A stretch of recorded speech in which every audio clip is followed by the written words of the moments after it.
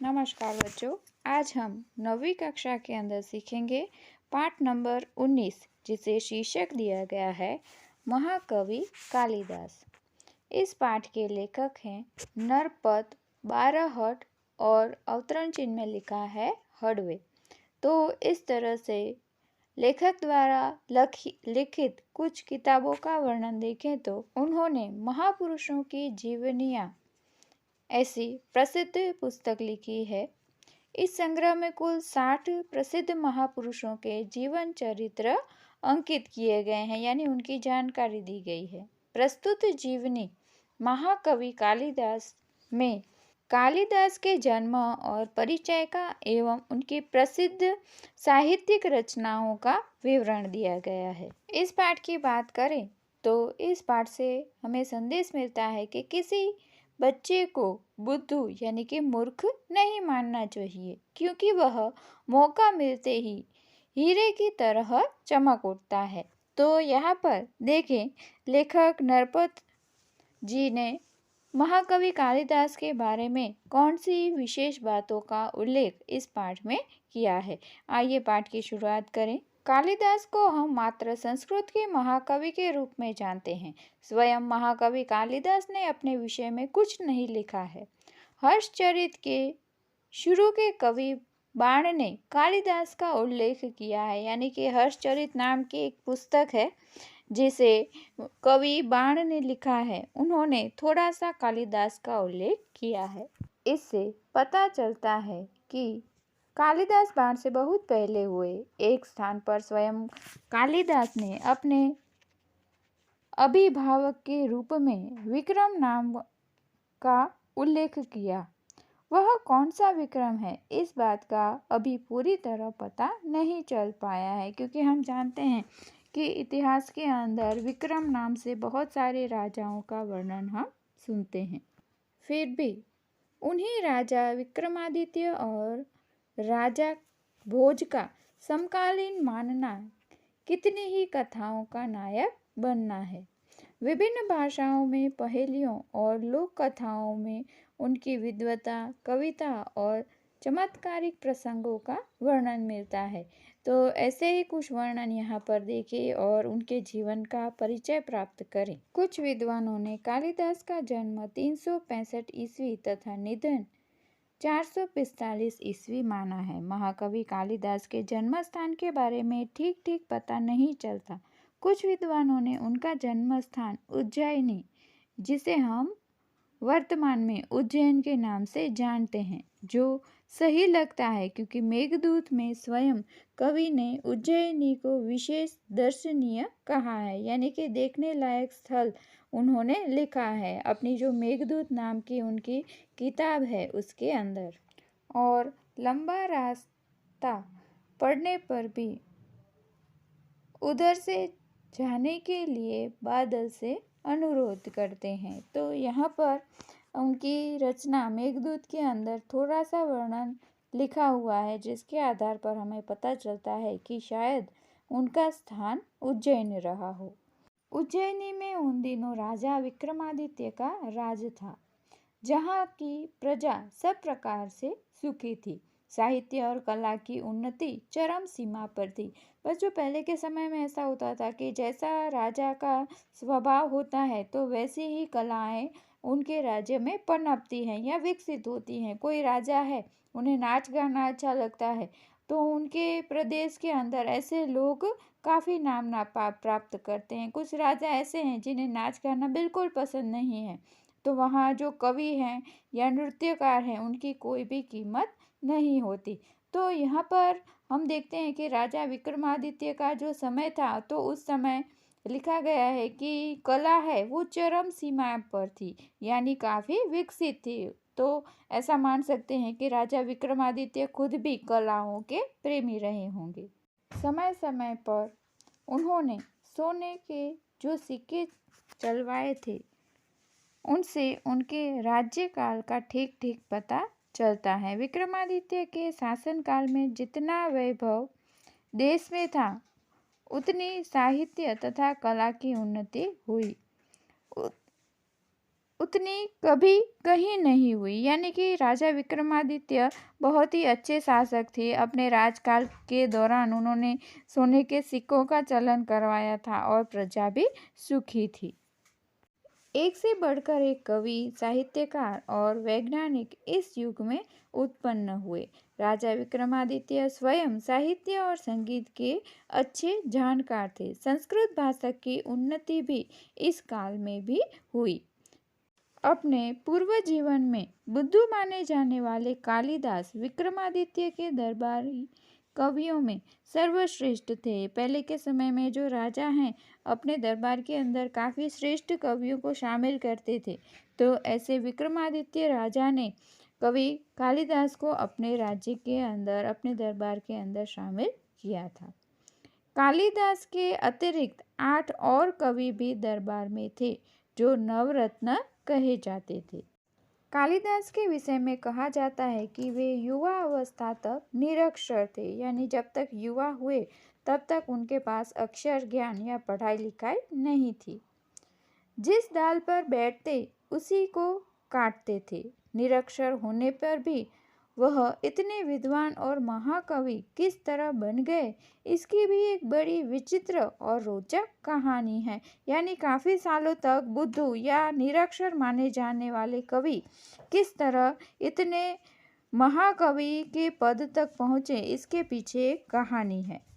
उन दिनों शारदानंद नाम के एक राजा थे। उनकी एक गुणवती और विद्वान पुत्री थी। यानी कि उनकी जो पुत्री है वो बहुत ही बुद्धिमान और विद्वान थी, जिसका नाम विद्यात्मा था। विद्यात्मा वह बहुत सुंदर और रूपवती भी थी। उसके रूप, गुण और ज्ञान की प्रशंसा दूर दूर देशों तक फैली हुई थी। विद्यात्मा को अपने रूप, गुण और ज्ञान का बड़ा घमंड था।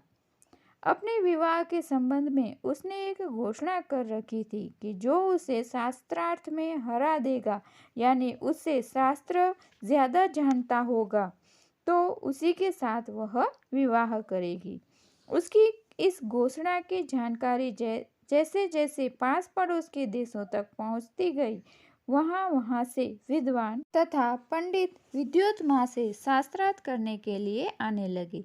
लेकिन विद्वान या पंडितों को बड़ी ग्लानि का अनुभव हो रहा था और वे इसका बदला लेने का उपाय सोच रहे थे। यानी कि हर बार विद्योत्मा उन्हें हरा देती और उन्हें अपमानित करती। इससे सारे जो विद्वान हैं या पंडित हैं वो एकदम गुस्से में थे और बदला लेने का सोच रहे थे। विद्वानों और पंडितों ने मिलकर तय किया कि विद्योत्मा का विवाह किसी मूर्ख से करवा दिया जाए, तो इसका घमंड टूट जाएगा और वे अपने आप का बदला भी ले सकते हैं। अतः अब वे ऐसे एक मूर्ख की तलाश में रहने लगे। संयोग से उन्हें एक दिन एक ऐसे मूर्ख युवक मिल गए। वह पेड़ के जिस डाली पर बैठा था उसी को काट रहा था। पंडितों तथा विद्वानों को लगा कि उससे बड़ा मूर्ख और कौन होगा। इसलिए पंडितों ने उसे पेड़ से नीचे उतारा और समझा बुझाकर एक सुंदर राजकुमारी से उसका विवाह करा देने की बात कहकर तथा लालच देकर अपने साथ चलने को राजी किया। पंडितों ने उसे मूर्ख युवक को यह बात अच्छी तरह समझा दी थी कि वह वहाँ कुछ नहीं बोलेगा और गूंगा बना रहेगा, नहीं तो उसका विवाह नहीं होगा। वह मूर्ख युवक बड़ा खुश हुआ। उसने पंडितों की बात मान ली और उनके द्वारा दिए गए अच्छे अच्छे कपड़े पहन लिए। पंडित उसे विद्योत्मा के पास शास्त्रार्थ के लिए ले गए। इस तरह पंडितों और विद्वानों ने एक मूर्ख ढूंढ निकाला जिससे वो विद्योत्मा की शादी करवाएंगे और अपना बदला लेंगे। इस तरह आगे देखें। राजकुमारी विद्योत्मा को उस मूर्ख युवक का परिचय देते हुए पंडितों ने बताया कि ये हमारे गुरु हैं और बहुत बड़े विद्वान हैं, शास्त्रों के जानकार हैं, आपके साथ शास्त्रार्थ करने यहाँ आए हैं। लेकिन उन दिनों मौन व्रत चलने के कारण ये संकेत से ही शास्त्रार्थ करेंगे। यानी कि इस तरह गलत बातें विद्योत्मा को बताई गई।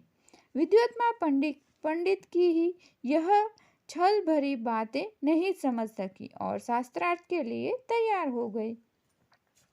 उसने युवक को एक उंगली दिखाई जिसका भाव था कि ईश्वर एक है। उस मूर्ख युवक ने समझा कि यह मेरी एक आंख फोड़ना चाहती है। उसने 2 उंगलियां दिखाते हुए उसकी दोनों आंखें फोड़ डालने का संकेत किया। इस तरह युवती यानी कि विद्योत्मा कुछ कहती थी और वो जो मूर्ख है वो अपनी सांकेतिक भाषा में कुछ और जवाब दे रहा था। पंडितों ने इस संकेत का अर्थ विद्योत्मा को समझाते हुए कहा, आपके ईश्वर आपके प्रश्न के उत्तर में हमारे गुरुजी का कहना है कि ईश्वर और जीव 2 हैं। इस बार राजकुमारी विद्योत्मा ने 5 उंगली दिखाई, पंच तत्वों का संकेत किया।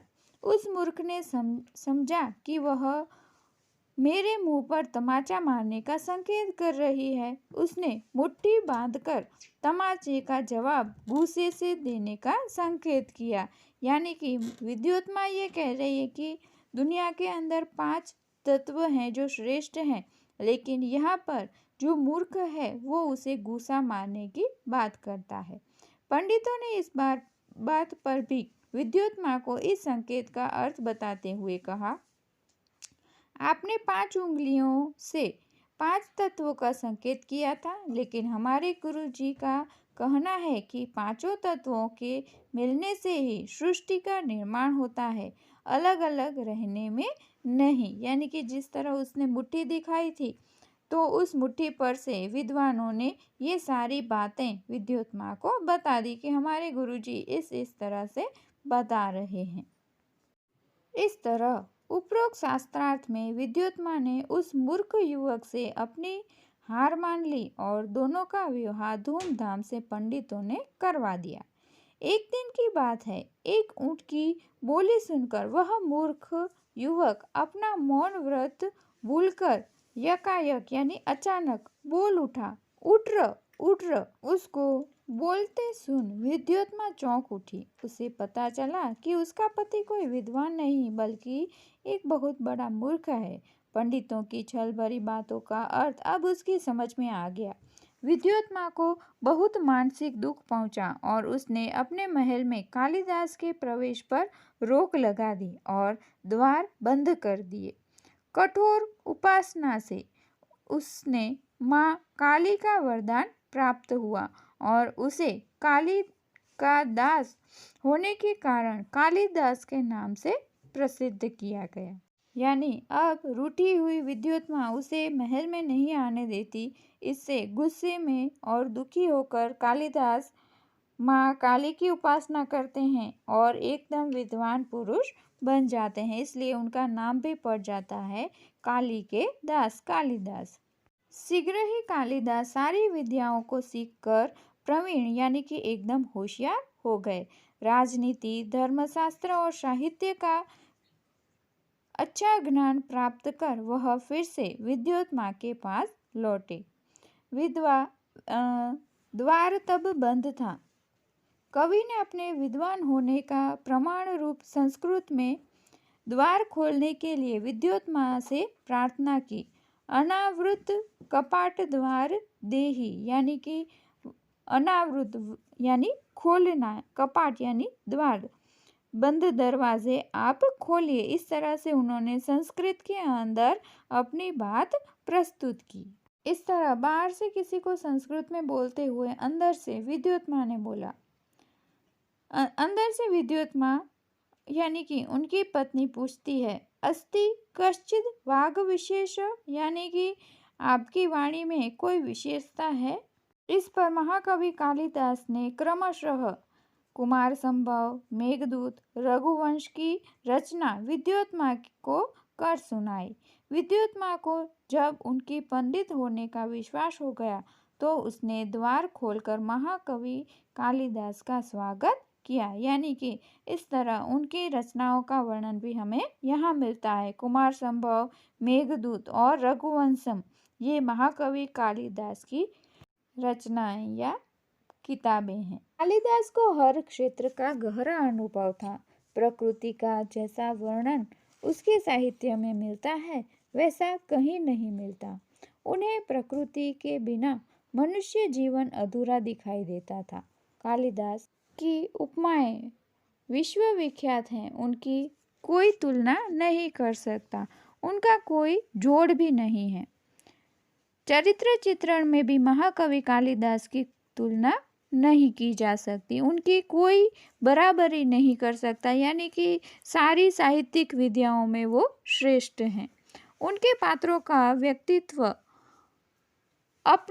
व्यक्तित्व हो उसमें अपनापन मिलता है या फिर लिखा हुआ प्रतीत होता है। हर बात बड़ी ही स्वाभाविकता से उपस्थित होती है। कालिदास अपने काव्य तथा नाटक के द्वारा बार बार यही बताना चाहते हैं कि राजा प्रजा का शासक नहीं, उसका रक्षक है, उसका पिता है। यानी कि कोई भी राजा है उसे अपनी प्रजा की रक्षा करनी चाहिए, उसका अच्छा ही सोचना चाहिए।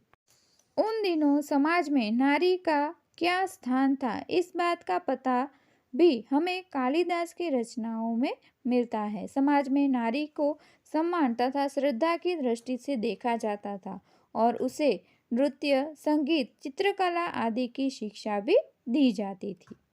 महाकवि कालिदास से 7 प्रमुख ग्रंथ हैं, यानी उन्होंने प्रमुख 7 ग्रंथों की रचना की है, किताबों की रचना की है। उनमें से पहला ग्रंथ है ऋतुसंहार। यह एक उत्तम काव्य है। इसमें कालिदास ने अपनी सूक्ष्म दृष्टि का परिचय दिया है। ऋतुओं का तथा प्रकृति का जितना सुंदर चित्रण काव्य में है उतना कालिदास के अन्य ग्रंथों में नहीं है। तो इस तरह उनका प्रथम ग्रंथ है ऋतुसंहार।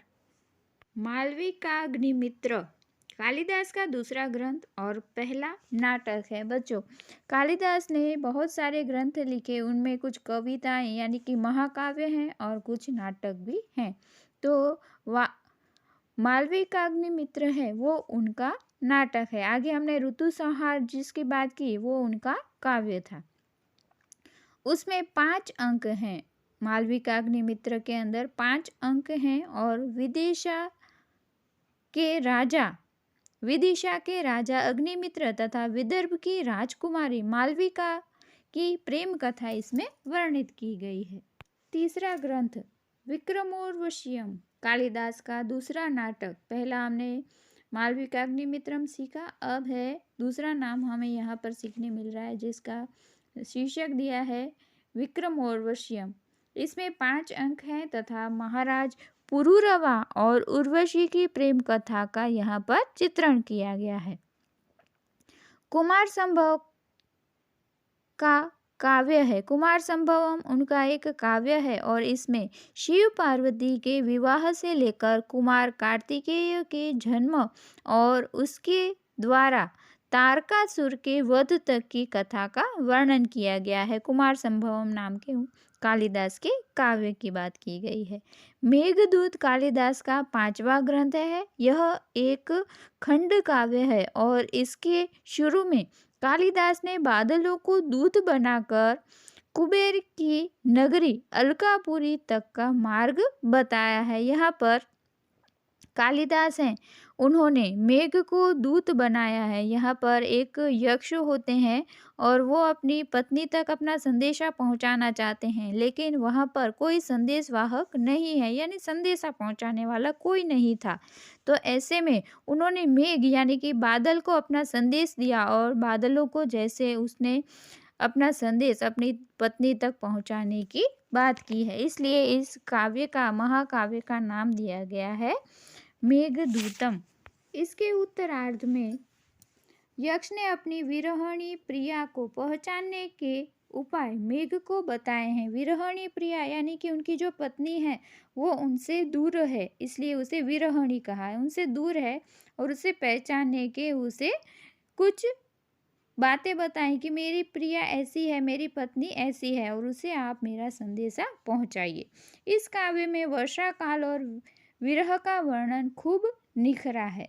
इसमें भारत के भूगोल की भी अच्छी जानकारी दी गई है, यानी कि वर्षा कौन से समय हुई है, वहाँ पर कौन कौन से पर्वत हैं, ऐसे रास्ते का वर्णन भी इसमें दिखाया गया है। आगे है रघुवंश, एक महाकाव्य है।